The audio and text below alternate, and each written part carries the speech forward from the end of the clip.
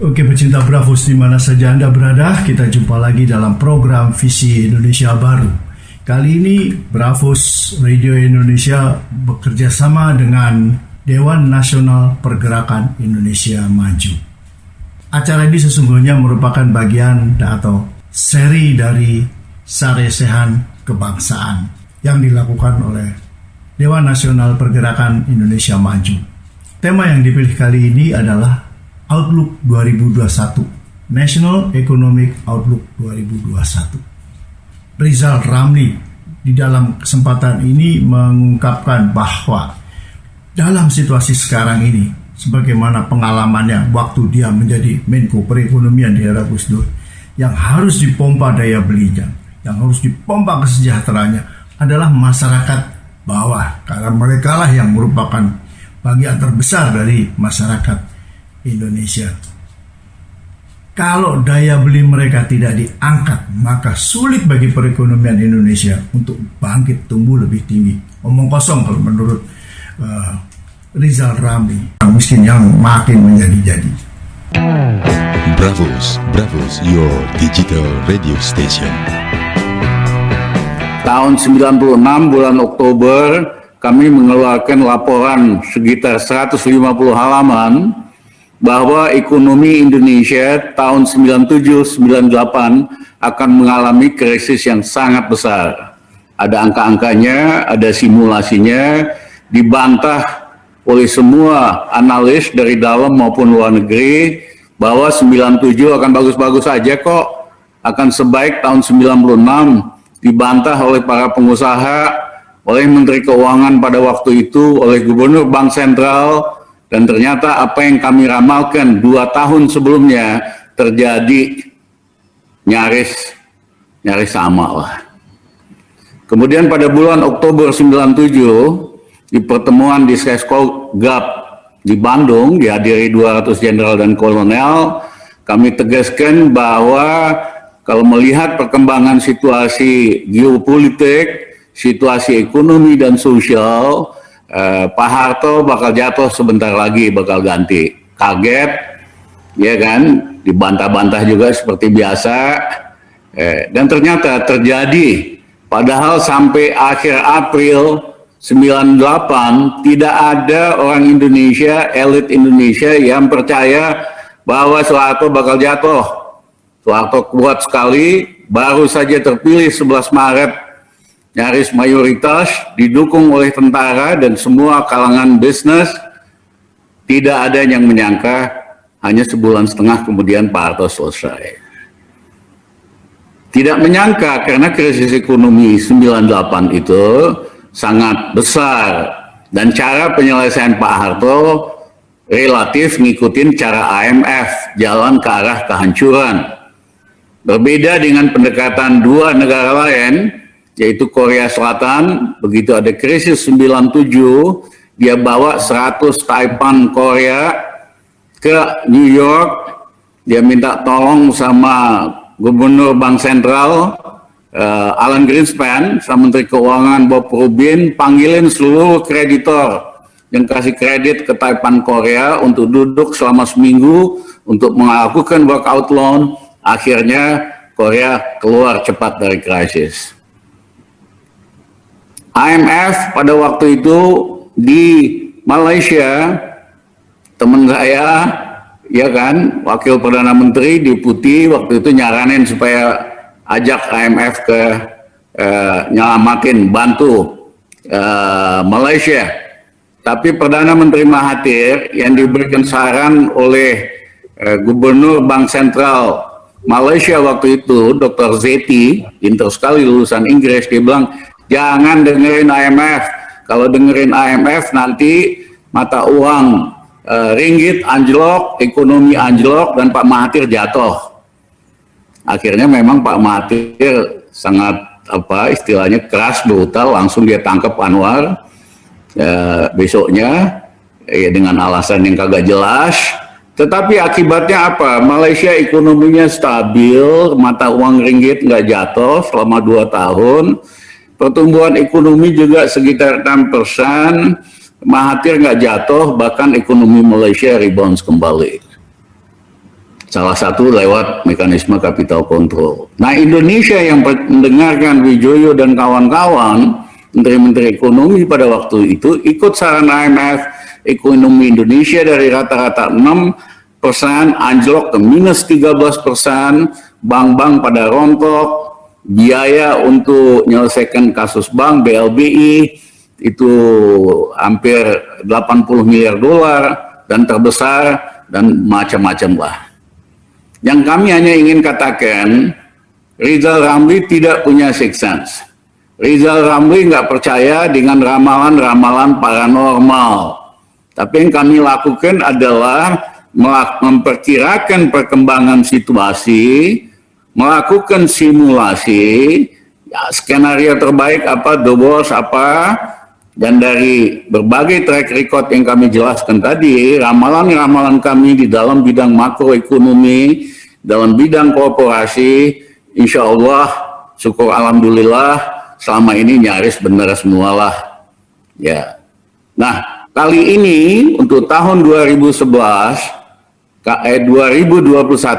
kami katakan mohon maaf, ekonomi Indonesia akan mengalami krisis yang jauh lebih serius dibandingkan dengan tahun lalu. Memang pemerintah menjanjikan angin sorga. Oh enggak, tahun 2021 ini bakal balik lagi ke 5,5%. Begini begitu. Mohon maaf, janji sorga itu tidak ada basisnya. Ya, uang sebelum COVID aja tumbuhnya cuma 5,1%. Ini kok masih COVID masih banyak bisa tumbuh 5,5%. Yang kedua adalah daya beli rakyat biasa itu betul-betul hancur. Ya, kenapa?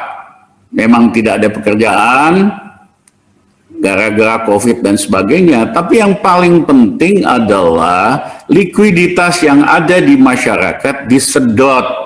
Karena pemerintah ngutang udah terlalu banyak. Sehingga primary balance-nya negatif selama 6 tahun dan makin besar. Artinya apa? Hanya untuk membayar bunga saja harus meminjam. Makin lama makin berat itu. Nah, karena dia harus meminjam, dia harus nerbitin SUN, surat utang negara terus. Tambahan, makin lama makin besar. Apa yang terjadi? Uang yang beredar di lembaga keuangan, di masyarakat, kesedot untuk beli SUN. Karena tingkat bunga SUN 2% lebih tinggi dari deposito. Yang kedua, kalau naruh uang di SUN dijamin berapa triliun pun. Sementara kalau naruh uang di bank paling dijamin hanya 2 miliar. Itulah yang menjelaskan kenapa banyak uang dan likuiditas kesedot untuk membeli SUN. Itulah yang menjelaskan kenapa pertumbuhan kredit bulan September, Oktober itu negatif. Belum pernah terjadi ini sejak tahun 98. Artinya apa? Boro-boro nambahin uang yang beredar dalam ekonomi, yang ada aja disedot. Kok bisa mengharapkan ekonomi akan bangkit, daya beli akan bangkit? No way.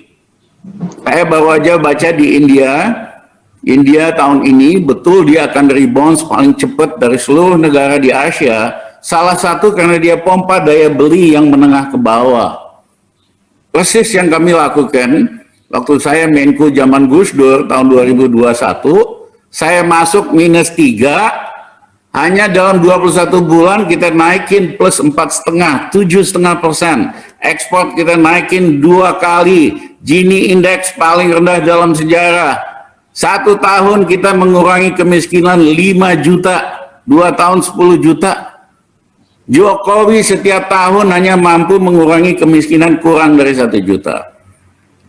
Kenapa sih bisa beda gitu? Karena strateginya beda.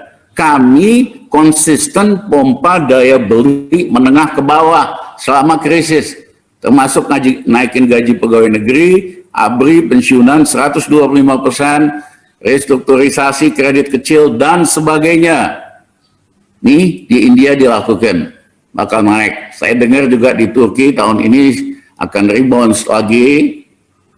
Sama school of thinking-nya. Pompa daya beli rakyat. Jangan kasih stimulus sama pengusaha. Karena pengusaha, saya tanya teman-teman saya yang punya pabrik, kamu berapa kapasitas sekarang? Ya bang 30%. Seandainya kamu dikasih 0,5 triliun stimulus, kamu pakai apa? Ya bang, nggak mungkin kita naikin kapasitas bang. Jadi kalau dikasih 0,5 triliun apa? Ya bang, kita beli tanah lah, rumah, udah jatuh harganya 50%. Kita beli mata uang asing, emas, dan lain-lain. Sama, banyak teman-teman saya punya hotel, saya tanya, kamu hunian berapa? Kurang dari 10% Pak. Bahkan kadang-kadang 5%, buat bayar listrik aja susah. Sekarang kamu dikasih uang 200 miliar, kamu bikin apa? Ya nggak bisa apa-apa bang, memang nggak ada tamu, nggak ada yang menghuni. Jadi kalau kamu kasih 200 miliar apa? Ya bang, kita beli tanah bang. Ya udah jatuh, rumah udah setengah, beli mata uang, beli emas. Jadi justru stimulus kepada yang besar itu meningkatkan spekulasi justru, bukan meningkatkan recovery atau pertumbuhan ekonomi. Belajarlah kasus apa yang terjadi di Turki hari ini dan di India. Kenapa mereka rebounce back? Sementara kita nggak ada kemajuan berbulan-bulan. Ini saya mohon maaf, terpaksa saya ngomong, saya nggak suka ngomong kayak gini. Ini gara-gara Menteri Keuangan terbalik ini, PhD-nya spesialisasinya labor economics, ekonomi perburuhan. Ya, soal pemogokan di Lampung, itu PhD-nya. Ngerti istilah-istilah makroekonomi, tapi tidak mengerti linkages semua faktor makroekonomi, baik yang direct langsung dari satu variabel ke variabel yang lain, maupun loops. Loops itu dari sini ke sini, dari sini ke sana, ke sini. Nggak ngerti dia, makanya arah kebijakan ekonomi kita makin lama makin ngawur, even sebelum krisis. Cuman dia dipuji oleh kreditor karena dia kasih bunga pinjaman 2-3% lebih mahal. Misalnya ada bank nih, pasang pengumuman kredit di sini 15%. Ya, pengusaha yang datang, negara yang datang, Pak bisa nggak 14%? Bisa nggak lebih murah? Nah, Menteri Keuangan kita kebalik. Dia datang ke banknya, Pak, saya mau minjem 10 tahun, ya kan, bunganya bukan 15%, saya mau bayar 17%. Ya diangkat-angkat, kalau cuma dikasih hadiah aja nggak ada masalah, kecil itu. Tidak ada Menteri Keuangan di seluruh dunia ya yang mau bayar hutang dengan bunga 2-3% lebih mahal. Rating Indonesia lebih tinggi dari Filipina, dari Thailand, dari Vietnam. Harusnya kalau kita minjem bunganya 1-2% di bawah ini. Sri Mulyani minjem 2% di atas ini. Siapa yang bayar? Ya rakyat kita. Jangan anggap enteng 2% ya. Kalau misalnya minjem $1 billion, $1 miliar, 10 tahun, selisih bunga 2%, itu bunga per bunga nambah buntutnya 30%, sepertiganya. Ya, $300 juta ekstra bunganya. Ini kejahatan sebetulnya. Saya terpaksa ngomong gini, saya udah kesel nih, terlalu banyak badut-badut di Republik ini. Nah, poin saya tahun ini akan ada krisis yang lebih gawat dari tahun 98. 98 itu di luar Jawa rakyat senang ada krisis 98 karena rupiah tadinya 2.500 tiba-tiba anjlok ke 15.000. Dia ekspor karet, kopi, kopra, untung 5-6 kali. Orang di luar Jawa kaya raya. Ya, di Jawa sih susah pada krisis 98. Nah, hari ini di Jawa tidak ada ekses kapasitas. Tidak ada juga banyak masalah di komoditi-komoditi kita. Jadi walaupun rupiah melemah, susah sama susahnya orang di luar Jawa sama di dalam Jawa. Sederhana, 70% mahasiswa Indonesia Jawa dan di luar Jawa kagak mampu bayar uang kuliah. Ini aja pemerintah ini kagak becus beresin gitu loh.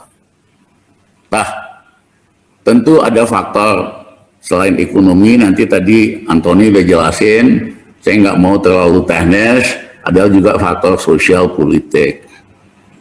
Iya kan? Saudara-saudara, Belanda kuasa 350 tahun.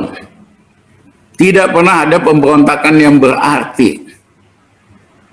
Ya, Belanda lakukan sistem yang sangat sadis sekali, tanam paksa. Beda sama Inggris. Di seluruh dunia, Inggris bikin perkebunan, penduduk lokal jadi pegawai, jadi mandor. Kalau Belanda kagak. Dia suruh petani yang punya 2 hektar, kamu tanam tebu. 30% hasilnya kasih sama saya ya, gratis. Udah tanahnya kagak bayar, sewanya, habis itu buruhnya kagak dibayar, hasilnya, ya kan, Belanda dapat 30%. Tidak ada di seluruh dunia sistem kayak begitu. Tapi akibat tanam paksa tidak pernah ada pemberontakan. Demikian juga waktu Belanda bikin jalan lintas Jawa. Itu waktu melewati Cadas Pangeran, itu batu di Sumedang. Yang meninggal ribuan. Tidak ada perlawanan. Karena Belanda canggih. Kalau jam bohor ya berhentilah, sembahyang dulu, makan siang dulu, ya kan? Jam apa? Dia nggak mau ganggu agama, nggak mau ganggu tradisi, jangan ada perlawanan walaupun 1000 yang meninggal. Tapi begitu Belanda mulai nyentuh soal agama, mulai nyentuh soal tradisi,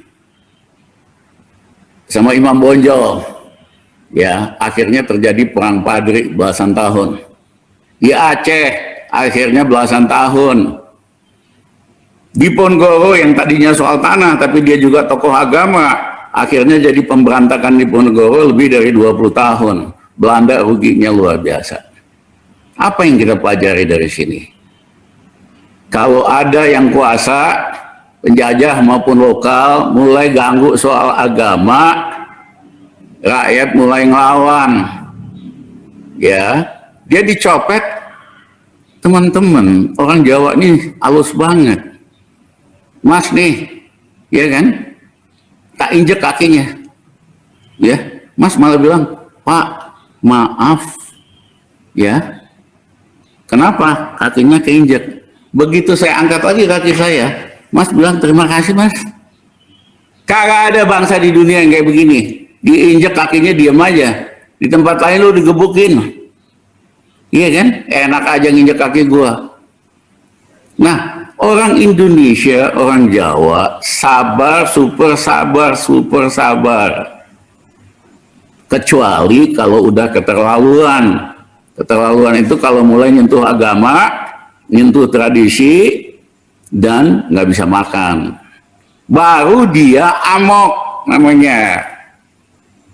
Itu di kamus bahasa Inggris, istilah amok itu di Asia Tenggara.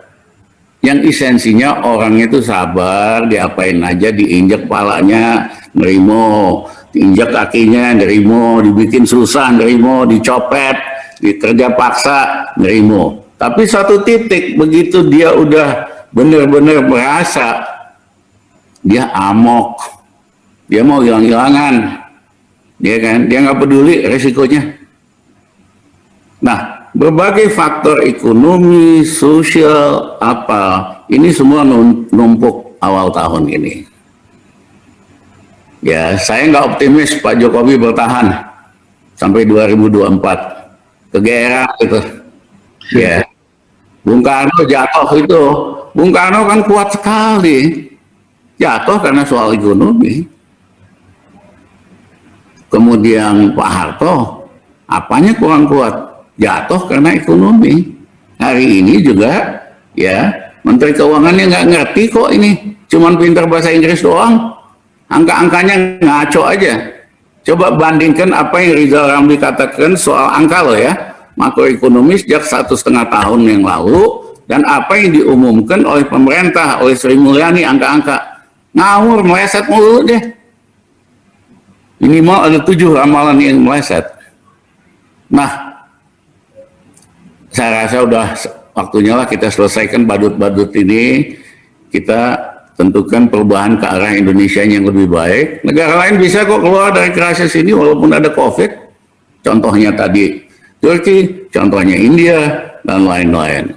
Ya, menurut saya ini waktunya kita berpikir what next. Apa yang kita harus lakukan supaya Indonesia bisa jadi lebih baik, dan Indonesia bisa kok jadi negara salah satu yang hebat di kawasan Asia.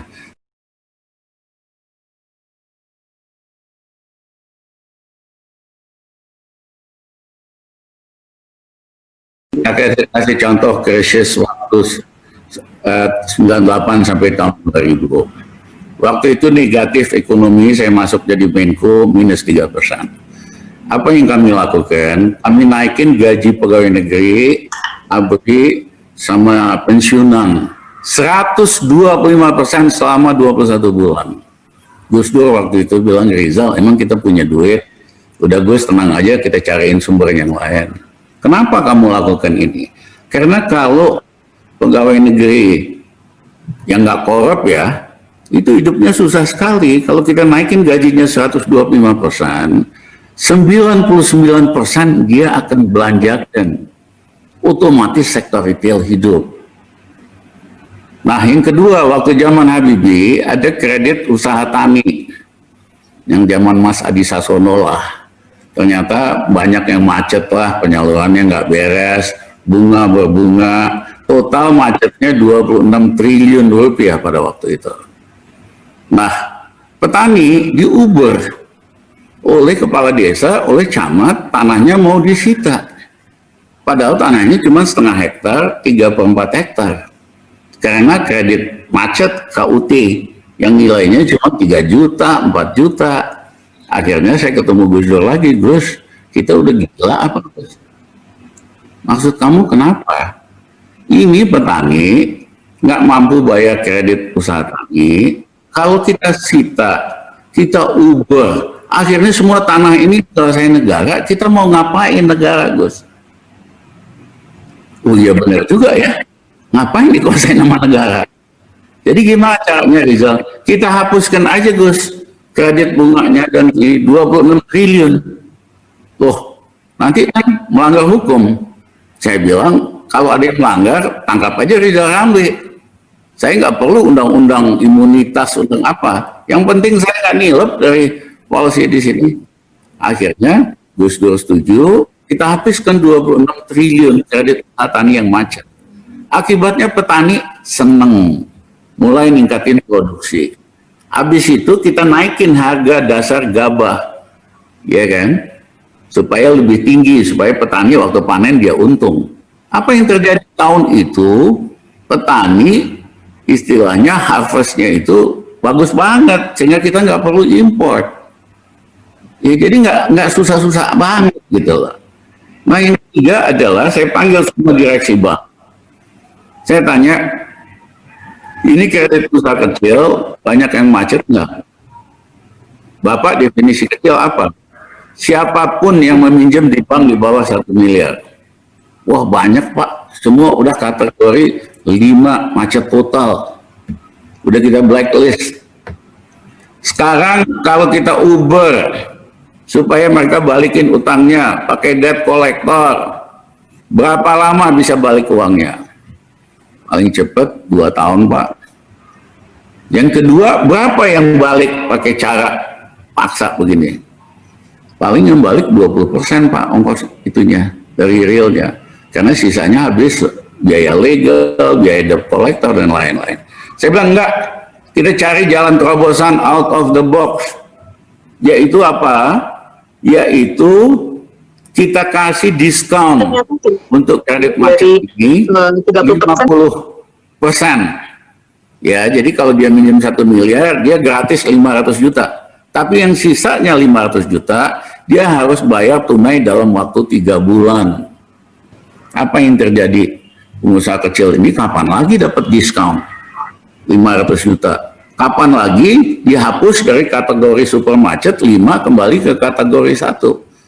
Jadi sisanya yang tunai 500 juta, dia jual mobilnya, dia pinjam tetangganya, minta tolong keluarganya, dia bayar tunai. Apa yang terjadi? Jurut Mandiri lapor sama saya, Pak Ramli, kita terima uang tunai 1,5 triliun. BRI sekian triliun, total macam-macam bank 7 triliun uang tunai masuk ke dalam sistem. Sehingga kita bisa puterin lagi. Tapi yang paling penting, perusahaan kecil yang macet itu, dari kategori nggak bisa minjem lagi kategori 5, dia masuk lagi kategori 1, lancar, bisa mulai lagi gitu loh.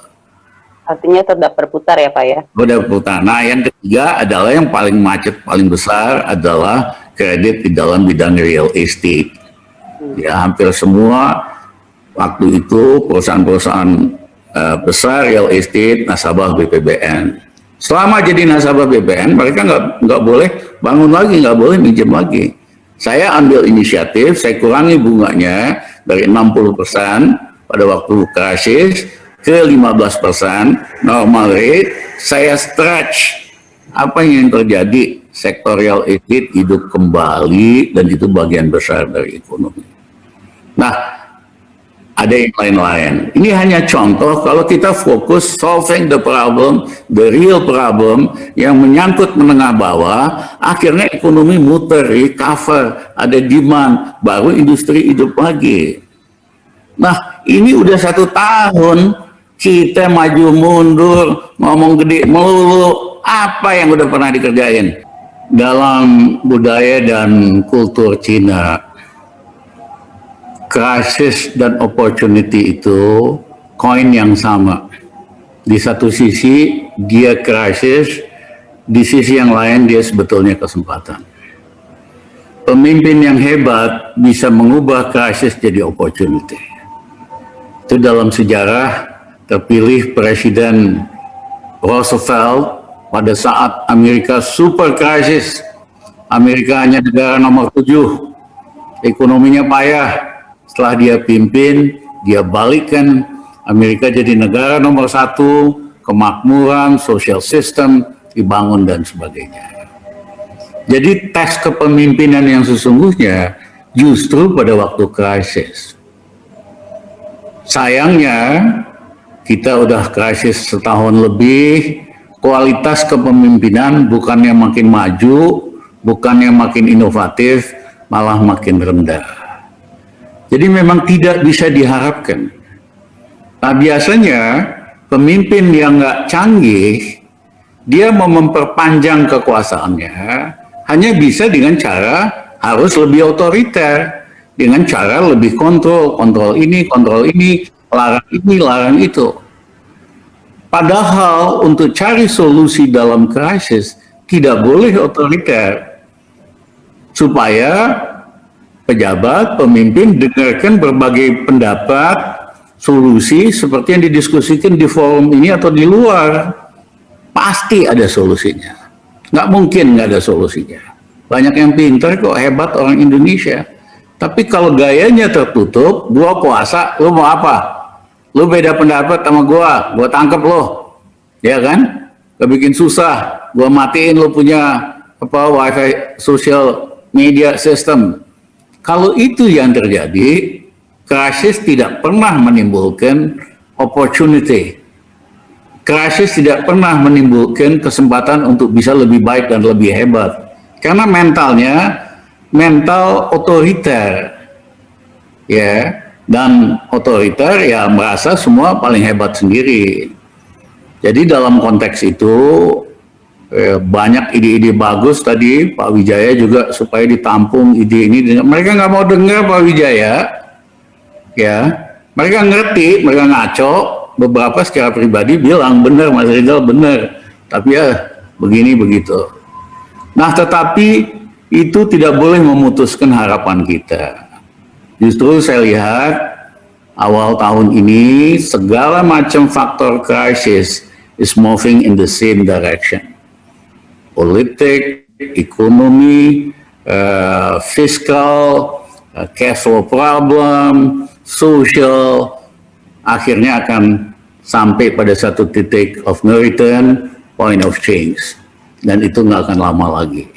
Karena saya percaya kegelapan itu nggak bisa terus-menerus, ya. kita harus bekerja aja, bikin terowongan, bikin lubang, karena di ujung terowongan itu ada cahaya, ya kan? Dan saya malah saya monitor terus seluruh Indonesia, saya ketemu orang dari atas bawah, ya kan? Saya semakin yakin mayoritas rakyat kita ingin perubahan, ya, tidak ingin pemimpin yang inkompeten dan juga sangat korup ini meracuni kita semua. Terima kasih. Bravos, your digital radio station.